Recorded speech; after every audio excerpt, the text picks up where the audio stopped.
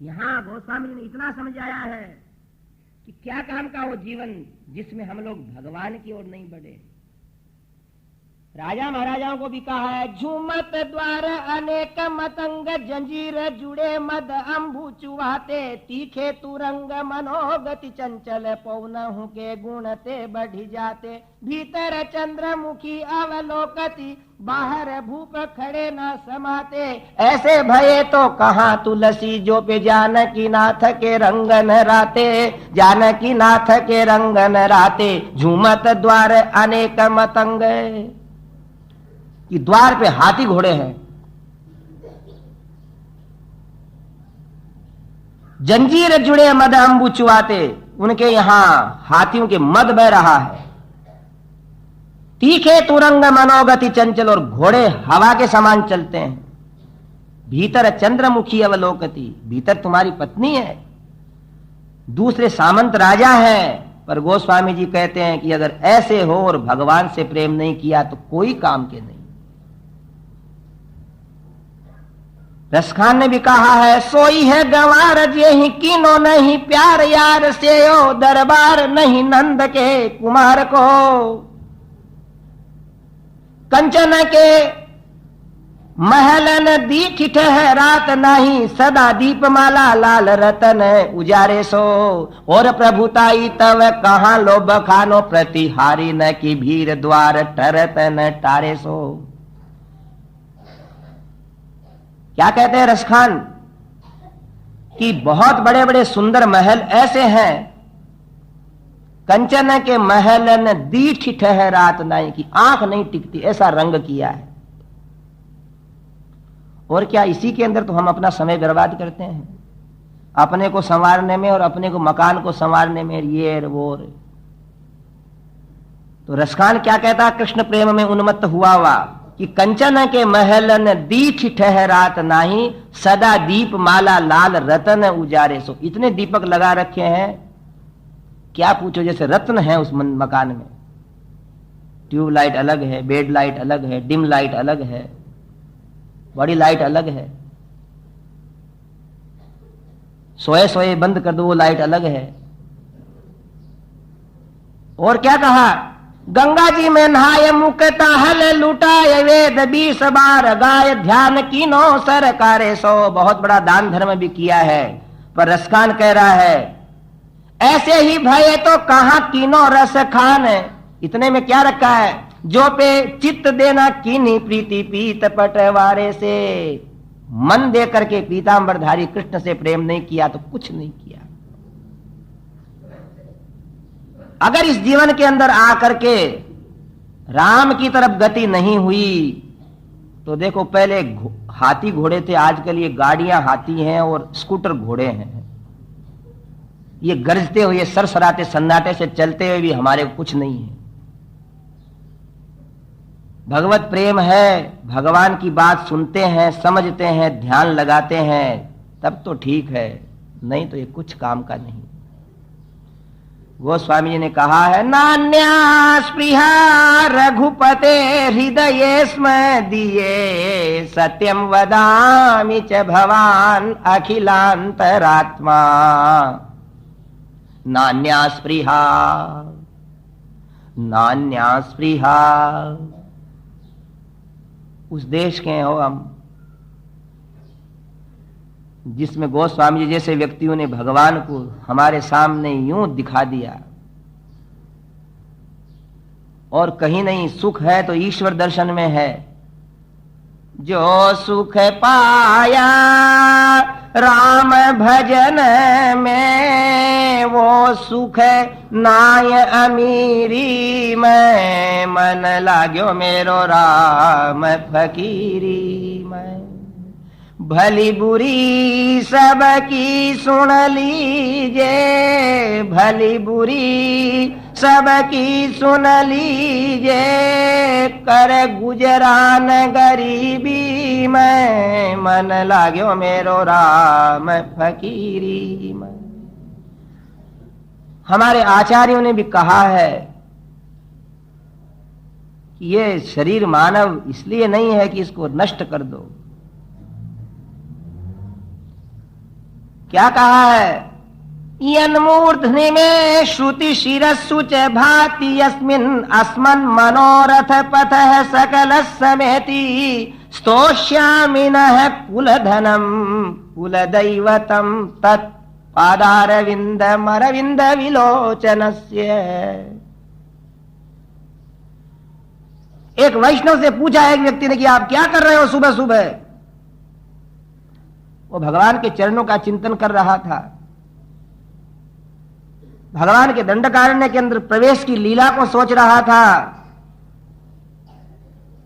जे पद परसी तरी ऋषि नारी दंडक कानन पावन कारी। इस झूठे जग को छोड़ करके अपना भगवत चिंतन कर रहा था कि हे करुणा वरुणालय, आपके पास कोई दंडकारण्य के अंदर किष्किंधा के वानर नहीं पहुंचे। हे रघुनंदन, हे दया निधान,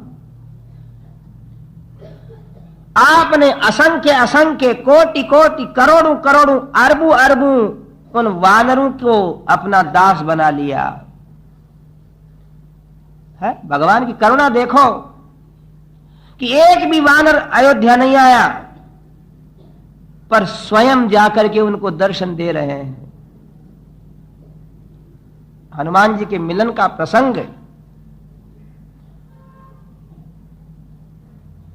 स्वयं जा रहे हैं, और जिसका फल क्या कि सुग्रीव के उस ऋष्यमूक पर्वत के ऊपर देवता लोग देख रहे हैं कि एक तरफ राम जी हैं और एक तरफ सुग्रीव है, और एक तरफ ऐसे अरबों बानर हैं कि जिनकी कोई संख्या नहीं। और वो बोल रहे हैं, बोलिए राजा रामचंद्र भगवान की।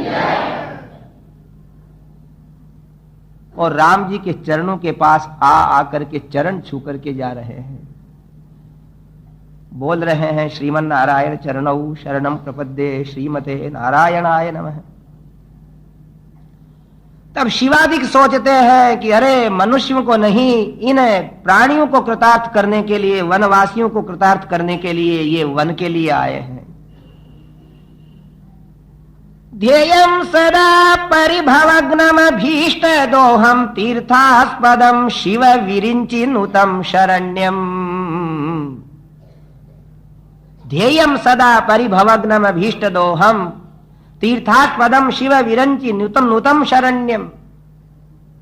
कि शिव ब्रह्मादिक जिन चरणों को हमेशा हमेशा मनाते हैं, वो आज त्यक्त्वा सुदुस्त्यज सुरेप्सित राज्य लक्ष्मीम धर्मिष्ठ आर्य वचसा यदगादरण्यम। पिता का वचन मान करके उन्हीं चरणों से वन के अंदर घूम करके असंख्य व्यक्तियों को कृतार्थ कर रहे हैं। तो वैष्णव लोग उनका ध्यान करते हैं। और दुनिया का ध्यान कर लो, किसी को सुख मिला हो तो आकर के बोल देना कि मिल गया, और न मिला हो तो छोड़ दो। प्रभु में है सुख। एक व्यक्ति देवता की आराधना करने लगा, आराधना करते करते करते देवता प्रकट हुआ। बोले क्या चाहिए? बोले पारस पत्थर दे दो। पारस पत्थर? हाँ। बोले जाओ वृंदावन के अंदर रूप गोस्वामी पारस पत्थर है उनके पास, उनसे ले लो। दौड़ा दौड़ा गया। रूप गोस्वामी भगवान कृष्ण का कीर्तन कर रहे थे। राधे राधे गोविंद गोविंद राधे राधे राधे राधे राधे गोविंद गोविंद राधे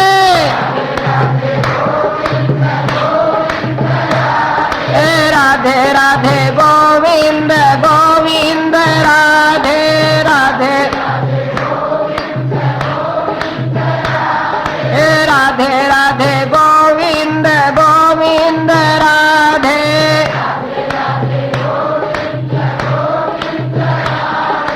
गोविंद राधे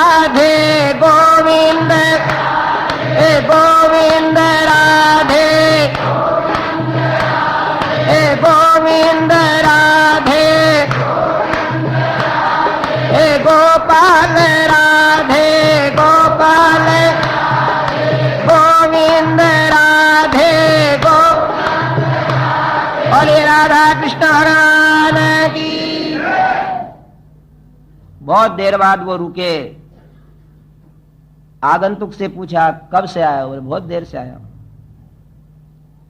क्या मांगने आया? बोले पारस पत्थर बताया। बोले वो कचरे के ढेर के नीचे पड़ा है, ले आया वो, ले जाओ। तब वो सोचने लगा कि जिस व्यक्ति ने पारस को कचरे के ढेर के नीचे रख रखा है, मालूम पड़ता है उसके पास कोई मोटा पारस है। वापिस आया कि महाराज इससे बड़ा पारस है क्या? बोले है। बोले वो क्या है? वो वैष्णव का धन है। धनम मदीयम तव पाद पंकजम कदानु साक्षात करवाणि चक्षुषा। वो है बोले हमारे पूर्वजों के, हमारे पूर्वाचार्यों के, हमारे सब भक्तों के जो कुछ धन स्वरूप हैं वो भगवान के चरणारविंद। मैं तो बोले उनका ध्यान करता हूं। तो वैष्णव लोगों के लिए यामुनाचार्य जी ने कहा है कि यन्मूर्ध्नि में श्रुति शिरस्सु च भाति यस्मिन् अस्मन् मनोरथ पतः सकल समेति स्तोष्यामि न कुलधनं कुलदैवतं तत्पादारविन्दमरविन्द विलोचनस्य। अरविंद लोचन भगवान नारायण के सर्वाभीष्ट प्रदान करने वाले वो चरणारविंद जो दंडकारण्य के अंदर प्रवेश किए हैं। फणि फणार्पितम ते पदाम्बुजम कृणु कुचेषु नः कृन्धिरिच्छयम्। गोपिकाएं क्या कहती भगवान कृष्ण से कि चलसि यद व्रजा चारयन् पशून् नलिन सुंदरम नाथ ते पदम।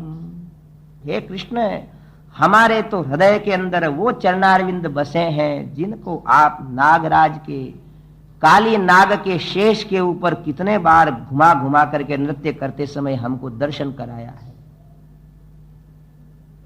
तो सज्जनों, मानव यहां आता है अपने जीवन धन परमात्मा के चरणारविंद का दर्शन करने के लिए।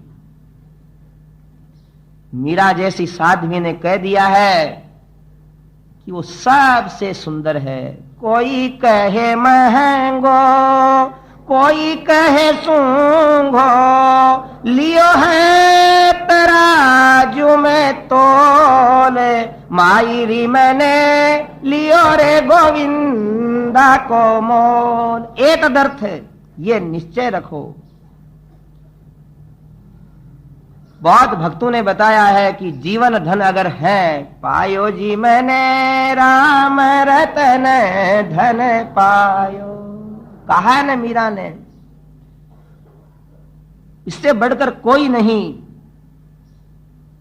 तो हम ये मानव शरीर प्राप्त करके ये निश्चय रखें कि जीवन में हर दिन यदि भगवान के सामने बैठते हैं और भगवान अच्छे लगते हैं हमको, तो समझ लो हमारा जीवन अच्छा हो गया, निंदित नहीं है। और भगवान को इतना हम प्रेम करें कि ठाकुर जी हमको स्वयं आकर के जब खुद कह दे कि कहो क्या बात है, उद्धार हो गया।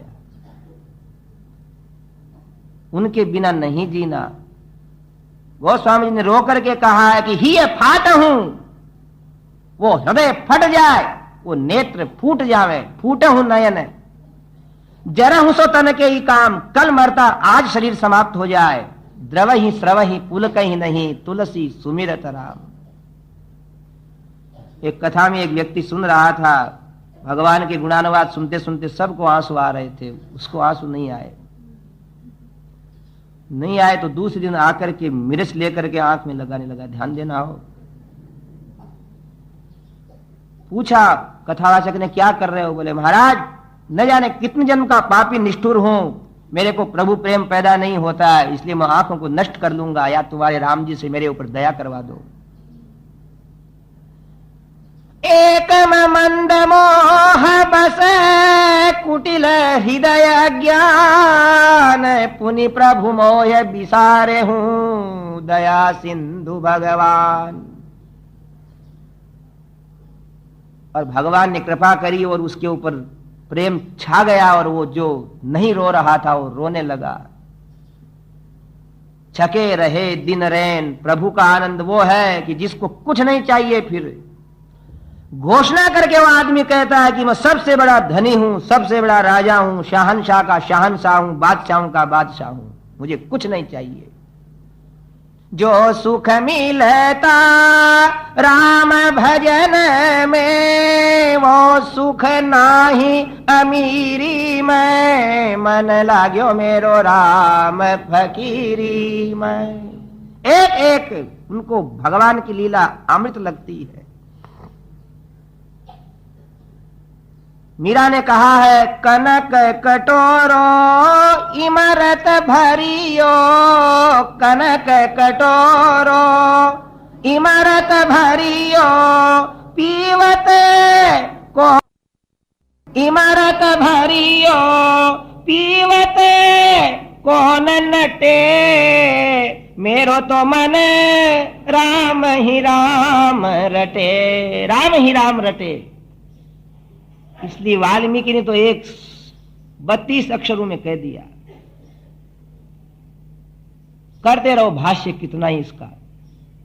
यश्च रामन्न पश्येतु यंच रामो न पश्यति, निंदितः सर्वलोकेषु स्वात्माप्येनं विगर्हते। कि जिसने राम को नहीं देखा, ये मानव शरीर मिल गया हो भगवान की कृपा से, इसको खो मत। लारली कमाई थारे काम आवे है, तू तो गोविंद का गुण गाले रे, राम जी ने और भजले, और भजले रे। कोई कहे नहीं बस इतना, और इतना नहीं, और इतना नहीं। कब गाओगे? अब न करोगे तो फिर पछताओगे। यही समय है। मानव शरीर नर रत्न मिल गया, फिर बाद में मिलेगा कि नहीं मिलेगा? अब तो मिला है फिर न मिलेगा, कभी नहीं कभी नहीं कभी नहीं रे। यही सार है।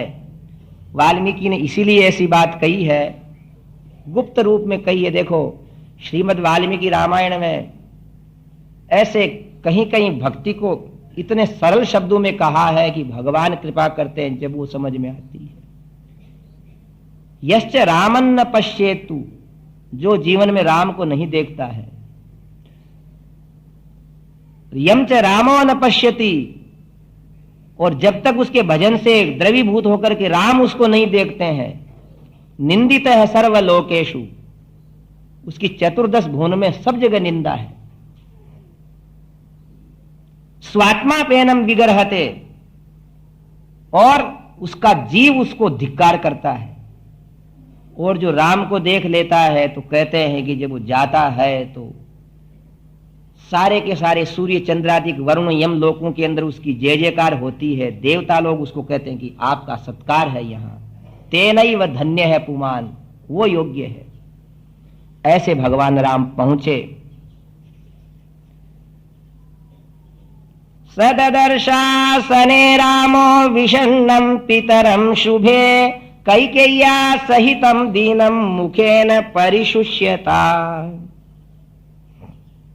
महाराज मूर्छित है वहां। मूर्छित महाराज को भगवान राम ने देखा और देख करके मां कैकेयी से कहा, चिंतयामास चतुरो रामो पितृहिते रतः, किंसिदद्यैव नृपतिर्न मां प्रत्यभिनंदति। अभिवादन भी किया महाराज को कि मैं राम अभिवादन करता हूं, वापस उत्तर नहीं मिला। जैसे समुद्र के अंदर चहल पहल मच गई हो, तूफान आ गया हो, पृथ्वी जैसे हिल उठी हो, ऐसे कभी भी क्षुब्ध नहीं दिखने वाले महाराज की जटाएं बिखरी हुई पड़ी हैं, पसीने के ऊपर रेत छा गई है, मुख म्लान है, कभी नहीं देखा। ऐसे इस दुखी दृश्य को देख करके राम जी सोचते हैं कि मैं वो राम हूं जिसको आते हुए देख करके मेरे पिताजी जो कुछ भी काम करते थे उसको छोड़ करके पहले मेरे को देखते थे। किंतु आज मेरे को देख ही नहीं रहे हैं, सुन जरूर रहे हैं मेरे शब्द को। मां से पूछा कि मां, मनुष्य को सदा सुख नहीं मिलता, शारीरो मानसो वापि कच्चिदेनम न बाधते, संतापो वाभितापो वा दुर्लभम ही सदा सुखम, कि हमेशा दुख नहीं मिलता। कोई संताप तो नहीं हो गया राजा को? नहीं बोले। तो देखो माता जी, मेरा एक निवेदन है कि संसार के अंदर बहुत सारे देवता बताए जाते हैं, पर मैंने तो गुरुजनों से यही पूछा है, मातृदेवो भव, पितृदेवो भव, आचार्य देवो भव, अतिथि देवो भव। कल ही की बात है अम्मा कि मेरे को देख करके अयोध्या के सारा राज, सारे लोग प्रसन्न हो रहे थे। इस मेरे को जन्म देने वाले ये महाराज हैं। मैं तेरे चरणों की सौगंध खा करके कहता हूं, जब तक इनके मुख के ऊपर प्रसन्नता नहीं देख लूंगा, जब तक तो मेरा जन्म ही धिक्कार है। मुझे ये बता कि महाराज को किस कारण से उदासी है? मेरे लिए और कोई देवता नहीं, यही देवता है। इसलिए हमने कहा कि भगवान राम सामान्य धर्म सिखाते हैं। देखो माता जी, मेरे पिता हैं, आपके स्वामी हैं, प्रजा के राजा हैं। हमारा सबका कर्तव्य है कि इनको सुख पहुंचावें। तो कैकेयी कहती है कि देखो रघुनंदन, आज तक जो महाराज कभी क्षुब्ध नहीं हुए या कोई क्षुब्ध हो रहे हैं, इसलिए हमारे को, तुम्हारे को इनका क्षोभ अवश्य मेटना चाहिए। पर ये इसलिए नहीं कह रहे हैं कि तुझ जैसे प्रिय पुत्र को कहने वाली बात अप्रिय है और कहीं तुम मना नहीं कर दो, इसलिए ये विचार कर रहे हैं कि कहूं कि नहीं कहूं। अच्छा, भगवान राम ने कहा, मां किसको क्या कह रही हो तुम? मेरे को कहने के लिए इनको विचार हो रहा है। तो बोले बात क्या अम्मा? बोले बात यह है कि इन्होंने पहले तो मेरे को देने का कह दिया, और देखो राम, इस संसार में सत्य ही सबसे बड़ा धर्म है, प्रतिज्ञा पालन करना चाहिए, नहीं तो अयोध्या भी डूब करके सरजू में गिर जाएगी। अगर ये महाराज नहीं पालन करेंगे सत्य का, तो यही धर्म की बात है।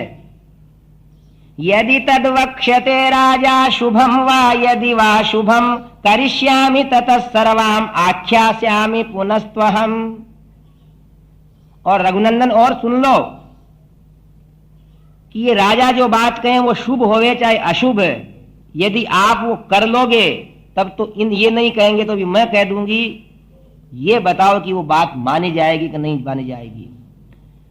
तब भगवान राम ने कहा, ए देवी, जिसको बचपन से आज तक आपने गोद में खिलाया है, उस राम को अभी भी आप नहीं समझ सकी। अहो धिंग नार हसे देवी वक्तुम माम ईदृशम वच है। मां ऐसा मत पूछ कि करूंगा कि नहीं करूंगा। अहम ही वचनाद राज्ञ है पतेयम अपि पावके। मैं वो बेटा हूं महाराज दशरथ का कि अभी कह दे तो जलती अग्नि के अंदर बिना पूछे कूद जाऊंगा। तुम कहो तो विष पी जाऊं, तुम कहो तो समुद्र में कूद जाऊं। करिष्ये प्रतिजाने च। दोनों हाथ उठा करके कहा कि हे मां, मैं कौशल्यानंदन राम कह रहा हूं कि ये और आप जो कुछ कहेंगे करूंगा। रामो दिर ना विभाषते। मैं दो बार नहीं कहता हूं।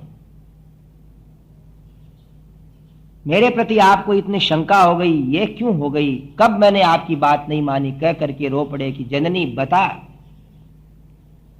निष्ठुरता से नहीं कह रहा हूं, मेरे अभिमान से नहीं कह रहा हूं कि मां आज से लेकर के बचपन तक आपकी कौन सी बात नहीं मानी। कैकेयी ने कहा कि बेटा, जब भी तो मैं तुमसे कह रही हूं कि पिता को अगर तुम सत्य वचन वाला बनाना चाहते हो तो मैंने इनसे वरदान मांगे कि इस राज्य के वस्तुओं से तो भरत का अभिषेक, और तुम आज ही चीरवलकल पहन करके 14 वर्ष के लिए वनवास जाओ। बोले देवी, वनवास तो मेरे को जाना है ना। मेरे को वन भेजने के लिए आप मुझे कह देती ना तो महाराज को ये दुख नहीं उठाना पड़ता। महाराज को तो लोग सूचना देते कि मैं वन में चला गया।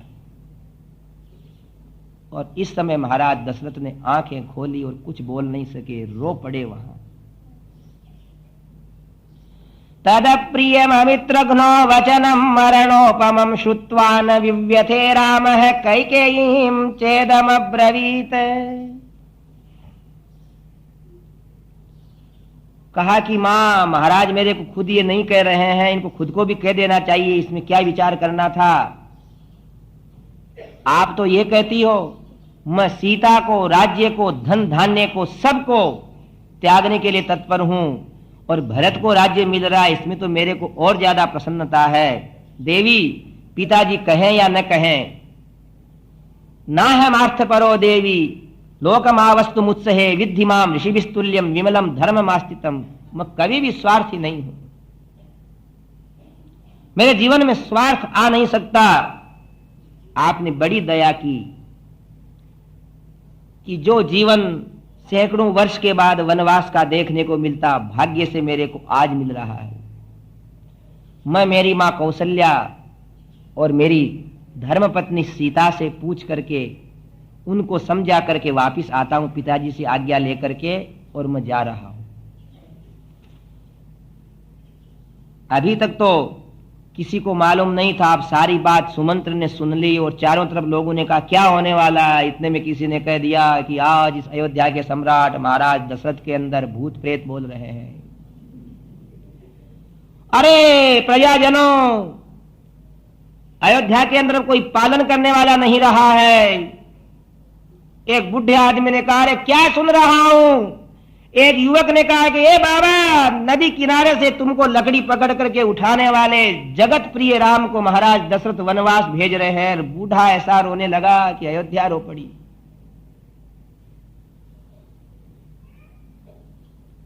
एक क्षण के अंदर सारी सूचना कर्ण परंपरा से चारों तरफ फैल गई। स्त्रियां रोने लगी। बालकों ने पूछा, मां राम का अभिषेक कब होगा।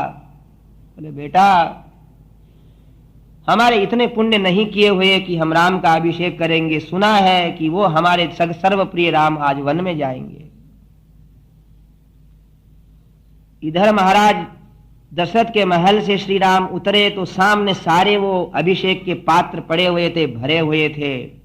उनको प्रणाम किया। नदियों का जल था, दूध दही मक्खन घृत था। कि हे पात्रों, तुम्हें प्रणाम करता हूं, तुम मेरे छोटे भाई भरत के अभिषेक के अंदर उपयोग में आना। मैं तुम्हारा अभिनंदन करता हूं, तुम्हारे में तीर्थ का जल है। सुमंत्र ने कहा, कुमार रथ के ऊपर बैठो। नहीं महाराज के सारथे, अब क्या रथ पे बैठना है। अब तो वो काम करना है जिसके लिए मेरे महाराज चिंता में सोए हैं, जिसके लिए मेरे परम पिता को, मेरे पिता को मां केकई ने कहा है कि महाराज नहीं मानोगे तो स्वर्ग के अंदर आपको घुसने नहीं दिया जाएगा। तस्मिंस्तु पुरुष व्याघ्र निष्क्रामति कृतांजलौ आर्त शब्दो महान जग्ने स्त्रीणाम अंतःपुरे तदा। राम जी ने कहा कि राम दो बार नहीं बोलता। ये शब्द जिन जिन लोगों ने सुन लिया तो राम के इसी दिन होने वाले वियोग के कारण सारे रोने लग गए। न क्रुध्यते विषप्तोपि क्रोधनीयानि वर्जयन् क्रुद्धान् प्रसादयन् सर्वान् स इतोद्य प्रवत्स्यति। अरे जिनको आज तक किसी ने क्रोध करते हुए नहीं देखा। नागरिकों एक दूसरे से कहने लगे कि तुमने कभी भी इन रघुनंदन राम को अगर क्रोध करते हुए देखा है तो बताओ। तो लोगों ने कहा कि खुद क्या क्रोध करते, लड़ते उनके बीच में आकर के दोनों को गोद में उठा करके कहते, भैया क्यों लड़ रहे हो। लड़ते हुए को प्रसन्न करने वाले वो हमारे प्राण राम यहां से वन में जाएंगे। चलो छोड़ो अयोध्या। और सब के सब अपने घर द्वार छोड़ करके कौशल्या के महल के चारों तरफ जिधर राम जा रहे थे उधर एकत्रित हो गए। न कहीं रसोई बनी, नहीं कुछ और कार्य हुआ, और भगवान राम अब मां कौशल्या के पास जा रहे हैं। तब जरूर दुखी हुए कि अब मां से क्या कहेंगे। मां पूजा कर रही थी भगवान रंगनाथ की।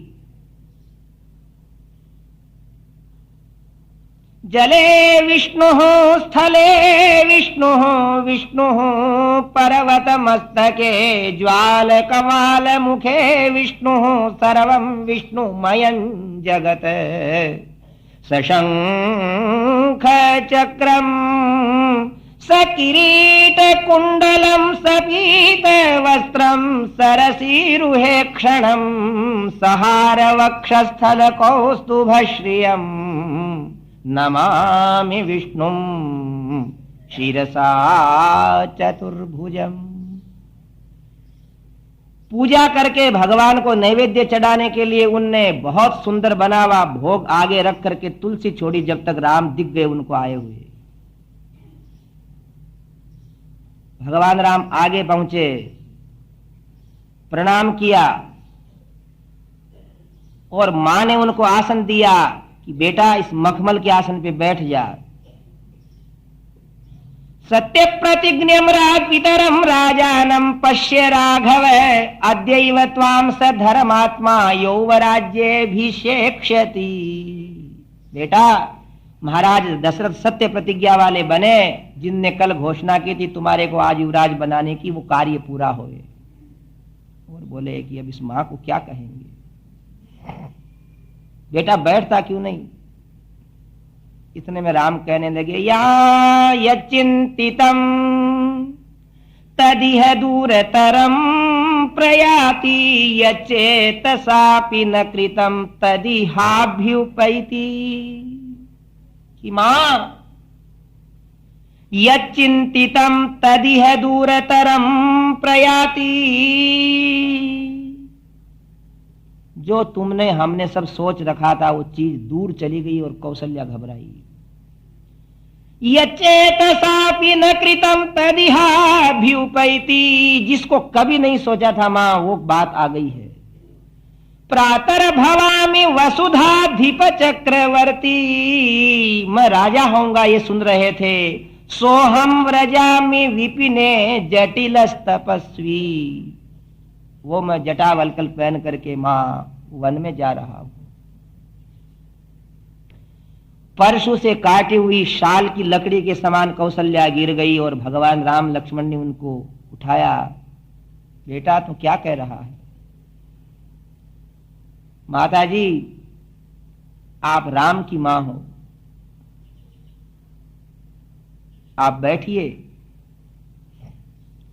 इस संसार के अंदर मां बात बात के ऊपर अगर पुत्र की वत्सलता, मां की वत्सलता प्रकट होकर के पुत्र को कर्तव्य मार्ग से अगर पीछे हटा देती है, तो न वो मां प्रशंसनीय होती है और न उन पुत्रों को कोई याद करता है। मां,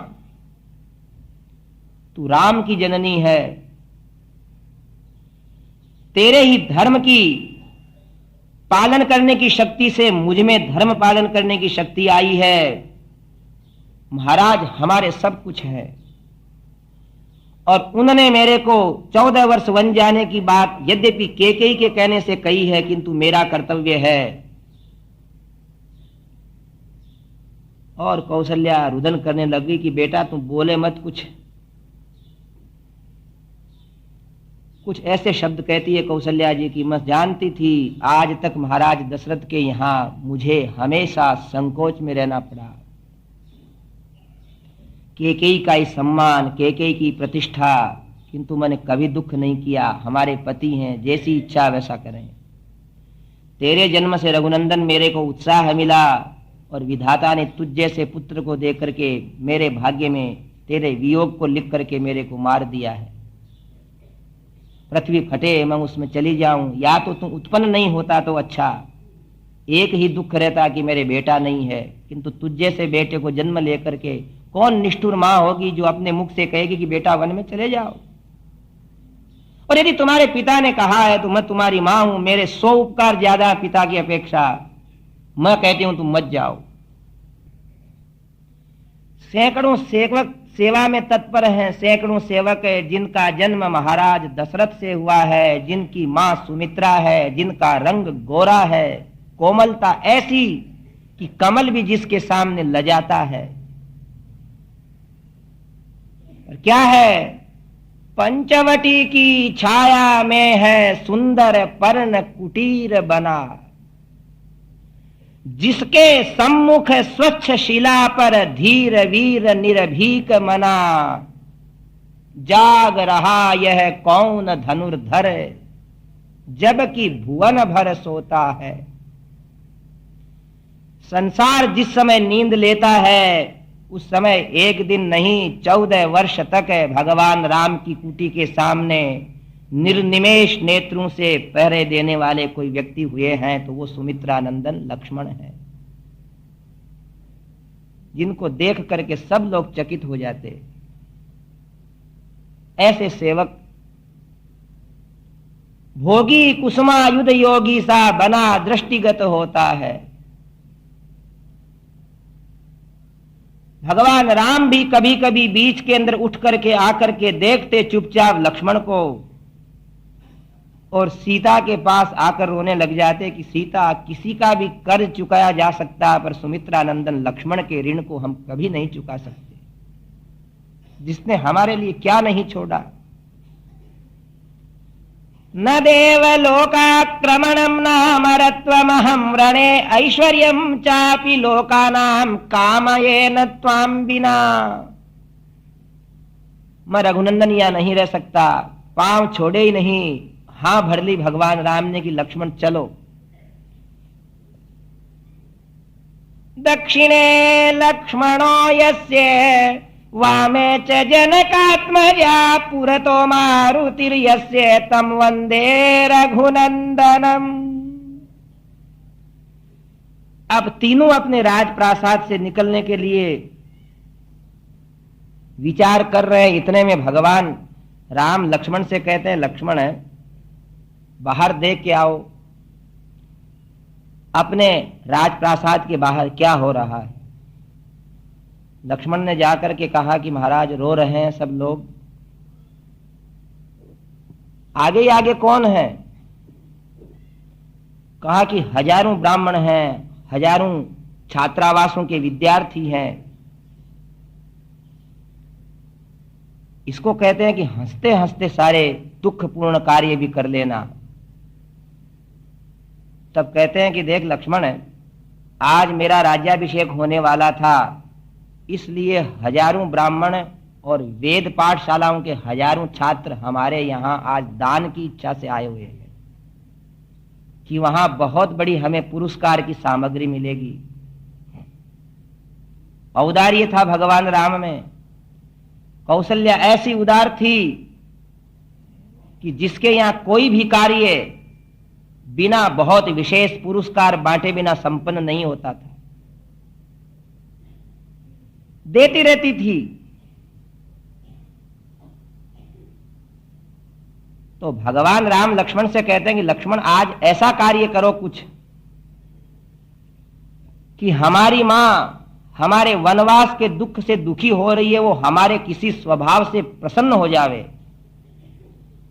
जाओ तुम वशिष्ठ जी के पुत्र सुयज्ञ को लेकर के आओ। ततशासनमाज्ञाय भ्रातुः प्रियकरं हितं गत्वा स प्रविशेषासु सुयज्ञस्य निवेशनम। सुयज्ञ के घर गए लक्ष्मण जी। ये कथा रामायण में आती है, वाल्मीकि में। श्री राम जय जय राम, राम श्री राम जय जय राम, श्री राम जय जय राम,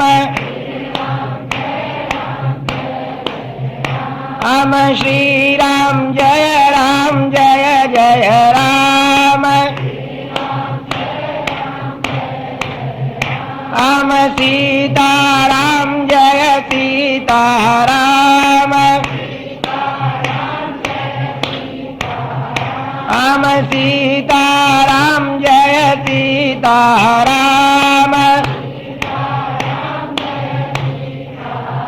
तं विप्रमग्न्यगारस्थं वन्दित्वा लक्ष्मणो ब्रवीत् सखेभ्या गच्छ पश्य त्वं वेश्म दुष्करकारिणः।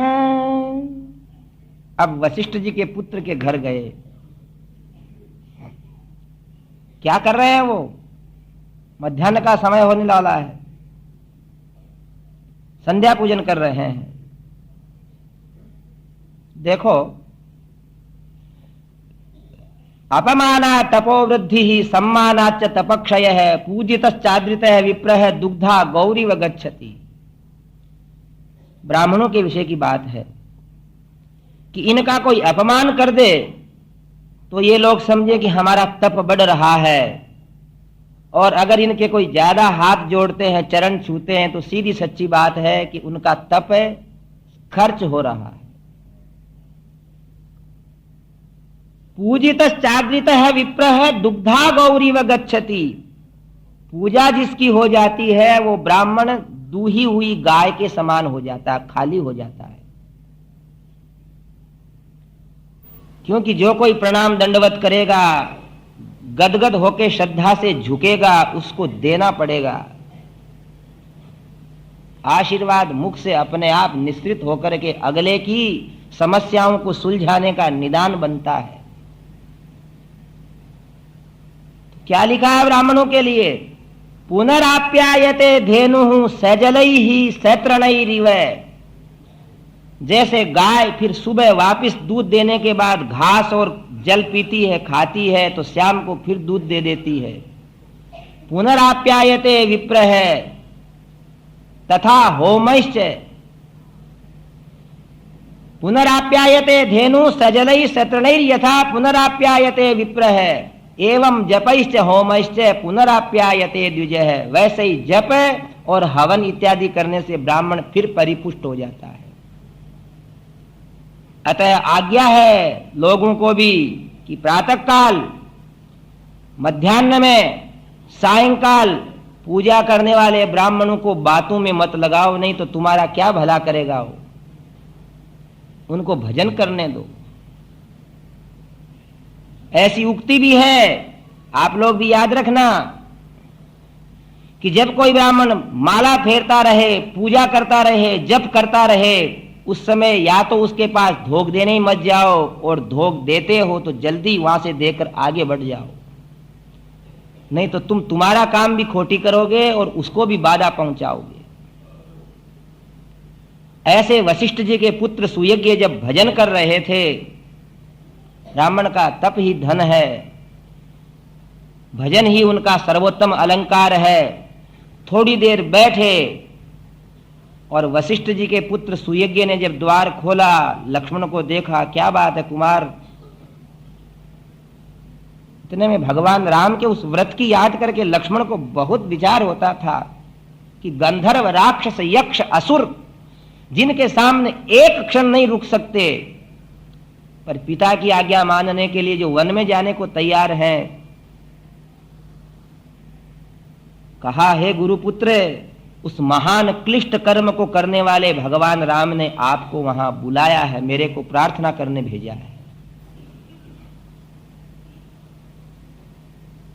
और सुयज्ञ यज्ञ वेदी को हाथ जोड़ करके पहुंचे वहां, क्योंकि सुयज्ञ ने एक बार महाराज वशिष्ठ से कहा था कि दशरथ के पुत्रों का गुरु मैं बनूंगा। शायद राम जी उसी बात को याद करके आज बुलाते हैं सुयज्ञ को अपने घर, और कहा हे गुरुपुत्र, विप्र प्रसादात धरणी धरो हम विप्र प्रसादात मम राम नाम। कौशल्या सुयज्ञ को देखती है और पूछती है कि आप किसने बुलाया? बोले आपके पुत्र ने। तो मां राजी हो गई